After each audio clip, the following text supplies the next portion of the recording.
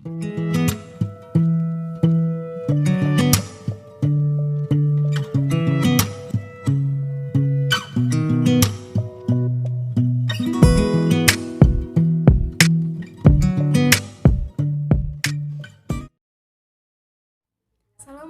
warahmatullahi wabarakatuh. Pada video kali ini saya akan berbagi ilmu mengenai beriman terhadap kodo dan kodar. Selamat menyaksikan. Hal yang paling pertama kali saya ingin bahas adalah mengenai pengertian kodo dan juga pengertian kodar. Kodo menurut bahasa berarti ketetapan atau sebuah ketetapan yang dibuat oleh Allah Subhanahu wa Ta'ala dari sejak zaman sebelum kelahiran atau zaman azali. Sedangkan pengertian kodar dalam bahasa berarti ukuran atau pertimbangan, atau bisa disebutkan bahwa kodar merupakan suatu ketetapan yang telah diciptakan berdasarkan dengan ukuran Allah Subhanahu wa Ta'ala. Ukuran-ukuran yang dibuat oleh Allah Subhanahu wa Ta'ala yang diciptakan di dalam diri manusia. Nah, kodo dan kodar itu sangat identik dengan Islam, namun kodo dan kodar ini tidak dipakai secara global di dalam kehidupan manusia. Nah, kodo dan kodar ini lebih dikenal dengan istilah takdir.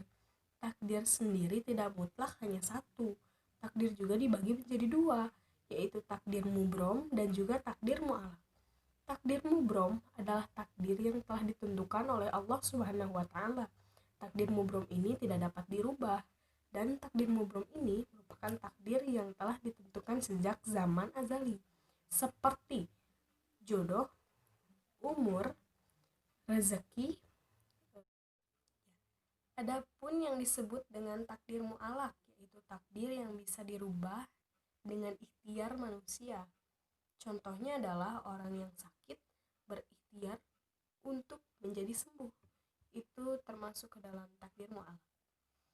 Sebagaimana firman Allah di dalam Quran surat Ar-Ra'd ayat 11 yang berbunyi, A'udzubillahi minasyaitonirrajim.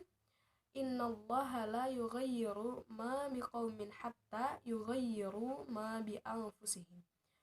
Yang artinya sesungguhnya Allah tidak merubah keadaan suatu kaum hingga mereka merubah keadaan yang ada pada diri mereka sendiri.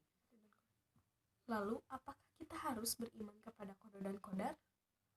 Jawabannya tentu harus, teman-teman. Karena apa? Karena Rasulullah Shallallahu Alaihi Wasallam bersabda, al-imanu an tu'minu billahi wa malaikatihi wa kutubihi wa rusulihi wa tu'minu bil qadari khairihi wa syarrihi. Yang artinya iman adalah ketika engkau percaya kepada Allah, malaikat-malaikatnya, kitab-kitabnya, rasul-rasulnya, hari akhir, dan ketika engkau percaya kepada qadar Allah yang baik maupun qadar Allah yang buruk. Hadis riwayat Muslim. Jadi jawabannya kita itu harus beriman terhadap kodo dan kodar, karena itu merupakan sebuah takdir yang telah Allah tetapkan. Selanjutnya kita akan bahas mengenai ciri-ciri orang yang beriman terhadap kodo dan juga kodar. Yang pertama, orang yang beriman terhadap kodo dan kodar akan selalu menyadari dan menerima kenyataan.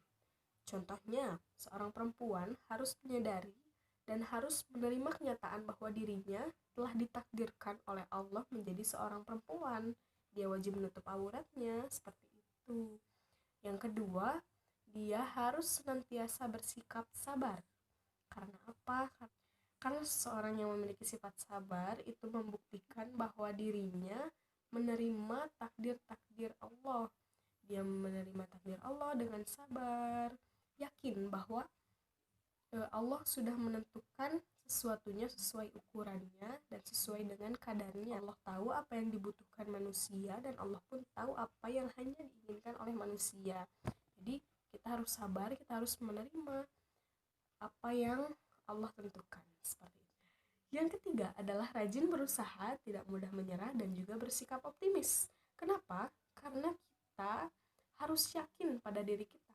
Kita harus yakin pada diri kita bahwa kita bisa menjadi lebih baik dengan cara-cara yang baik.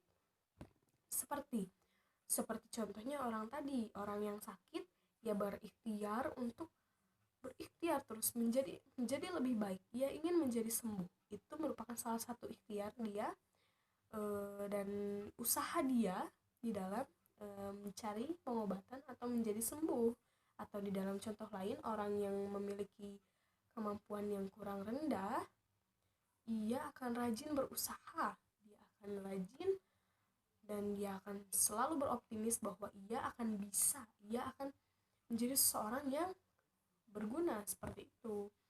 Nah, yang terakhir adalah bersifat tawakal. Jadi dia menyerahkan segala sesuatunya, dia mempercayakan segala sesuatunya kepada Allah Subhanahu wa taala, karena sejatinya apapun yang ditakdirkan ini adalah kehendak dari Allah Subhanahu wa taala.